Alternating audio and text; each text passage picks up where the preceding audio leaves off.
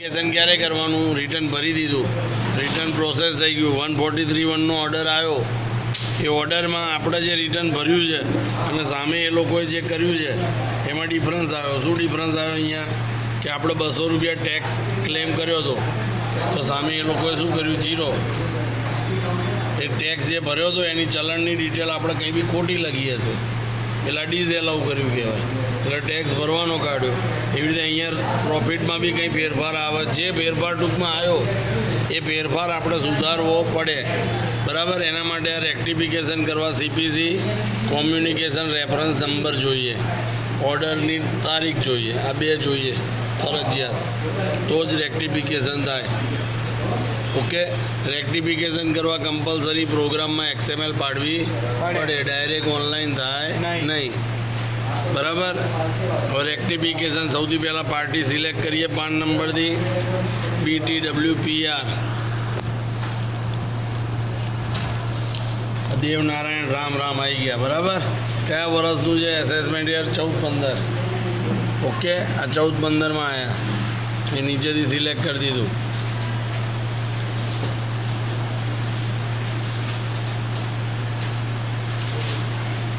File open થશે.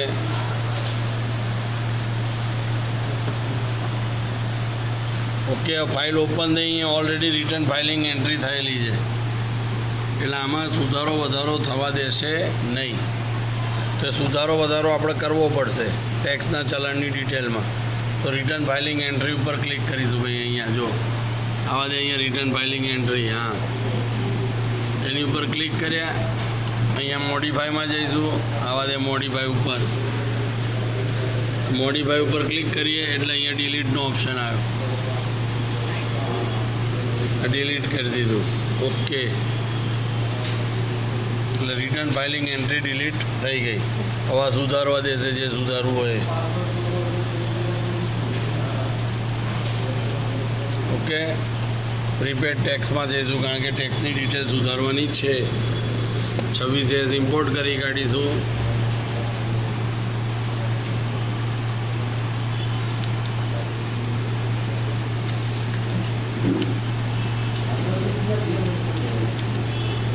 Okay, 26S import થશે એટલે ટેક્સની ડિટેલ આવી જશે ઓટોમેટિક. ડેટા ઇમ્પોર્ટેડ સક્સેસફુલી આવી ગયું. ચલણની વિગત ભરી. હવે બહાર જઈશું તો ત્યાં વ્યાજ બતાવશે 200 રૂપિયા કરતાં વધારે. કેમ કે આપણે ટેક્સ ભર્યો છે 10/11/2015 અને આજે તારીખ કઈ થઈ? 24/4. હા, એટલે અહીંયા ઇન્ટરેસ્ટ ટુમાં 10/11/2015 કરી દેવાનું. એક્ઝિટ કરીએ.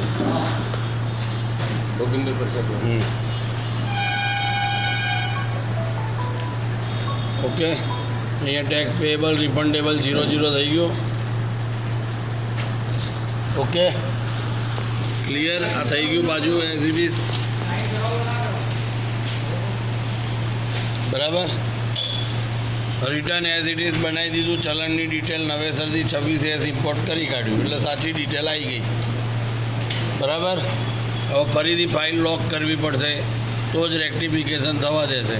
એટલે રિટર્ન ફોર્મમાં જઈશું, માય રિટર્ન ઉપર ક્લિક કરીશું. ભાઈ આવા દે આગળ, તું ભલે એને ના દેખાય એનું ચિંતા ના કર. એક ટીવીમાં જોઈને શીખતો જ કામનો છે. આ કોડ ચેન્જ કરી દઈએ. 16-17 ક્યાં છે? તો 17-18 છે. હા, 17-18 જ ને. 16-17 એ તો ભરેલું છે. ભરેલું છે, ભરેલું બતાવે છે. 15-16 ભરેલું છે. જાઓ ઓલા પાસે જાઓ, મુઝફ્ફરભાઈ મોકલો.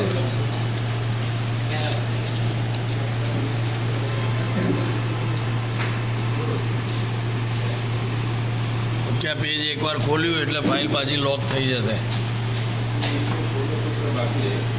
બેક ઉપર ક્લિક કરીશું. તો પાછું અહીંયા રિટર્ન ફાઇલિંગ એન્ટ્રી આવી ગઈ.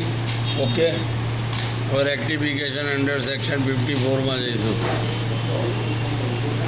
CPC ઓર્ડર, ડેટ ઓફ ઓર્ડરની તારીખ બધું લખી કાઢ્યું. એડવાન્સ સેલ્ફ એસેસમેન્ટ ટેક્સનો વાંધો હતો એટલે ટીક મારી અપલોડ રેક્ટિફિકેશન ઉપર ક્લિક કરીશું.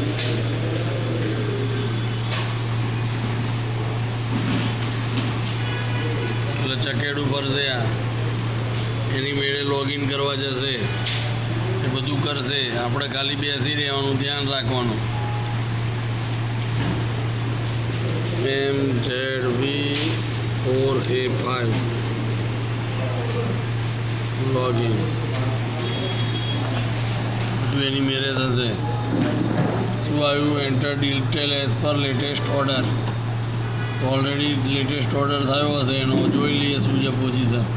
બાકી પ્રોસિજર આ રીતે અપલોડ કરવાની છે, જોઈએ એનું કેમ નથી થયું.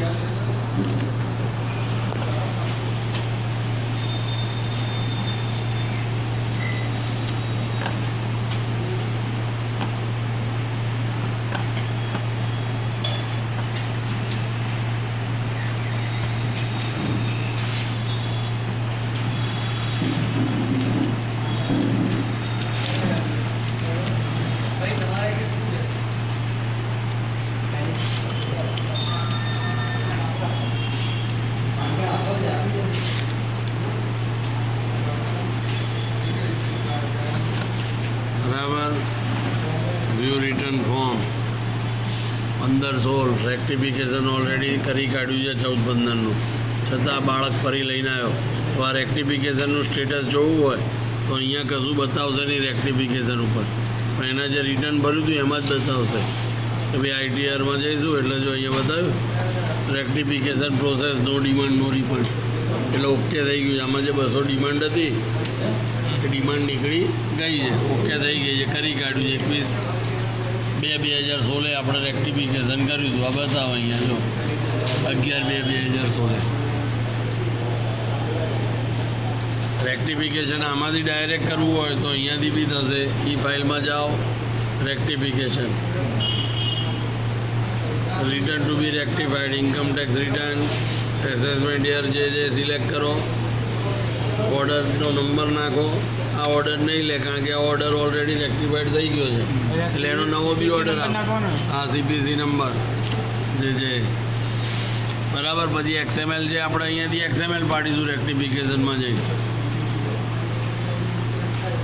સપોઝ આ ચકેડું તમારા પીસીમાં કશી અમુક ટાઈમે નહીં બી થાય તો અહીં રિટર્ન ઉપર ક્લિક કરશો એટલે XML પડી જશે. XML પડી ગઈ, જે મૂલામ પાડીએ છે, પણ અહીંથી XML પાડવાની. રેક્ટિફિકેશન કર્યું ત્યાંથી નહીં પાડવાની, ઈ રિટર્નમાંથી નહીં. કોમ્પ ઓફિસમાં કરીએ એ ઇઝી પડે ને. હા તો કોમ્પ્યુ ઓફિસમાંથી કરો એ ઇઝી પડે. આ કરે આમાં ગાડી આગળ જાય તો દેખવા મળે કે ભાઈ કેવી રીતે XML અપલોડ કરવાની, બાકી બીજું કંઈ હોતું નથી. આ ગાડી આગળ નહીં જાય, લેટેસ્ટ ઓર્ડર માગશે કારણ કે એના પછી બીજો બી ઓર્ડર થઈ ગયો એ લોકોએ 0નો. જો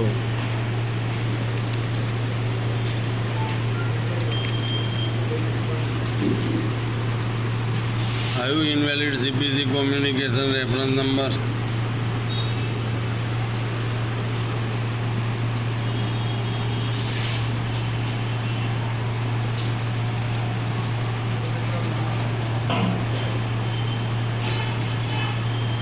આવ્યું incorrect, please enter detail as per the latest order. Latest હા આ થઈ ગયું છે ને, અહીંયા બતાવ્યું તો ખરું કે આનું રેક્ટિફિકેશન થઈ ગયું છે, કરી કાઢ્યું ને. એટલે આ રેક્ટિફિકેશન થયા પછી જો એકવાર અહીંયા 31/12/15નો ઓર્ડર આવ્યો છે, આની તારીખ 31/12. બીજો ઓર્ડર ક્યારે થયો? હવે 21/2/2016. એટલે હા એ 21/2/2016 વાળી ઓર્ડરની ડિટેલ નાખો તો આ ભાઈ ક્યાંથી જોવા મળે. ઓર્ડર જોવો હોય તો ઓર્ડર ક્યાં ગયો હોય? આ 143(1) નો ઓર્ડર અહીંયા આવ્યો, હાથોહાથ આવ્યો, ના આવ્યો તો ક્યાં આવત? તો પ્રોફાઇલમાં મેલ ID જોવાની, BK19@purushatax.in. એટલે ક્યાં આગળ પડ્યો હશે BK19? ખોલીશું BK19. એનો પાસવર્ડ શું હશે? BK19 નો પાસવર્ડ Jaisal123 ના હોય. વેબમેલનો પાસવર્ડ શું છે? હા તો BK 19 @ પુરુષાર્થ ટેક્સ એમ ક્યાંથી ખુલશે બતાવો તો કેવી રીતે અહીંયા કેવી રીતે ખોલીશું BK 19 આ પુરુષાર્થ ટેક્સ ઇન કરીશું ક્યાં ખોલીશું વેબમેલમાં કરીશું ને હા તો ત્યાં કેવી રીતે અહીંયા એટલે વેબમેલ આપણે હા આપણા webmail ડોટ પુરુષાર્થ ટેક્સ ડોટ ઇન બરાબર હવે અહીંયા લખીશું હા તો ભાવિક @ પુરુષાર્થ ટેક્સ ડોટ ઇન 1 2 3 4 5 6 બરાબર લોગિન થઈ ગયો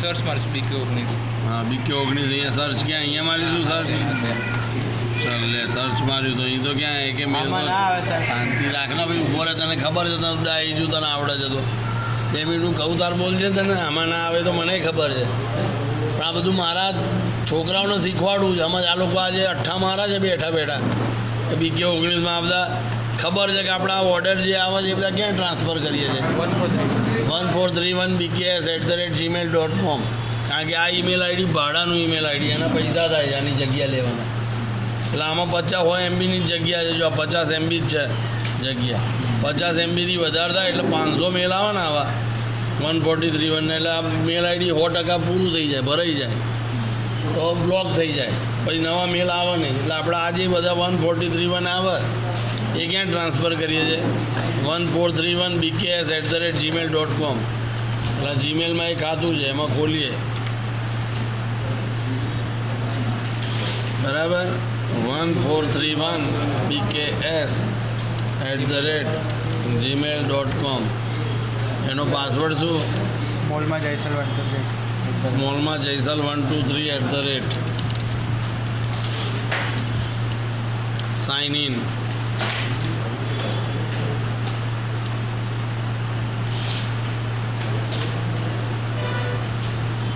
બરાબર આ 1431 bks@gmailમાં આપણા બધા 1431 ઓર્ડર આમાં આપણે ટ્રાન્સફર કરીએ છીએ 30 મેલ ફોરવર્ડ બનાવજો ને કલાકના 30 મેલ ફોરવર્ડ વાગે વેબમેલમાંથી એ આમાં ટ્રાન્સફર આવે છે કારણ કે આ બધાની જરૂર પડે જો આવ્યું 154નો ઓર્ડર આ કોકનો આવ્યો છે એટલે એવી રીતે આનો બી 154નો ઓર્ડર આવ્યો છે સર્ચ કેવી રીતે કરીશું તો અહીંયા શું લખીશું BK 19 નહીં લખીએ પાન નંબર હોય એ લખીશું વચ્ચે 3 આંકડા પછી 4 આંકડા X આ જે લખ્યો જો 81 5X અને 4F એવી રીતે આનો પાન નંબર છે BTW પછી 5 વાર નાના X અને 1P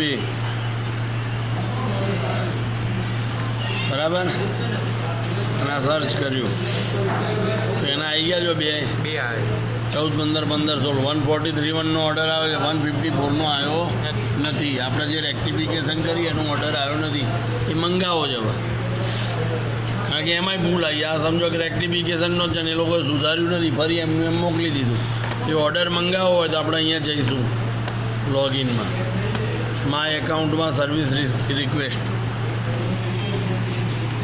રિક્વેસ્ટ ઉપર ક્લિક કરીશું request type new request category intimation under 143 154 આવ્યું intimation submit return type income tax assessment year 14 15 category intimation under section 154 sub category recent by email તો CPC reference number માગશે આમાં એટલે 1431 વાળો reference number આપવાનો CPC /1415 A44/1537 593156 submit થઈ ગયું submit હવે ઓર્ડર ક્યાં આવશે કયા મેલમાં આવશે તો આજે પ્રોફાઇલમાં જે ઈમેલ આઈડી લખ્યું છે એમાં BK 19માં આવશે ટ્રાન્સફર લેવાનું બરાબર એમાંથી કોઈક ટ્રાન્સફર કરી કાઢશે વેબમેલમાંથી શેમાં ટ્રાન્સફર કરશે 1431માં એટલે તમારા જેટલા બી પુરુષાર્થ ટેક્સવાળા ઈમેલ લખ્યા છે એ ઓલા ભાવિક @પુરુષાર્થ ટેક્સમાં નથી શોધવાના હા 1431 143 bks@gmail.com કારણ કે આમાં જેટલા આવા બધા જે બી વેબમેલમાં આવ્યા છે 143 ઓર્ડર આજે અહીંથી ટ્રાન્સફર એમાં થઈ જ જાય રોજના રોજ થોડા અને ડિલીટ મારી દઈએ આમાંથી, કારણ કે ભાડાનું ઈમેલ આઈડી છે અને પૈસા થાય છે, ટ્રાન્સફર થઈ ગયો. અમે કોપી કરીએ, 30-40 કરવાના હોય એમટા, આ રીતે સેન્ડ કરી દઈએ. જીમેલ મફત આપે છે, જઈ ગયો આની અંદર, બરાબર. આમાં પડ્યો રહેશે. એટલે 143.1 કે 154 કે આવા રિફંડના જે બી કંઈ બી ટૂંકમાં ઓર્ડર આપણે શોધવા હોય તો બીકે વાળું પુરુષાર ટેક્સવાળું ઈમેલ આઈડી હોય તો એમાં શોધવાના નથી, આમાં શોધવાના છે, બરાબર. ઓકે. રિક્વેસ્ટ કેવી રીતે નાખી, રેક્ટિફિકેશન કેમનું કર્યું, બધું સમજણ પડી ગઈ? હા હા. હા, સારું, ચલો તો આ તો થાસ તું.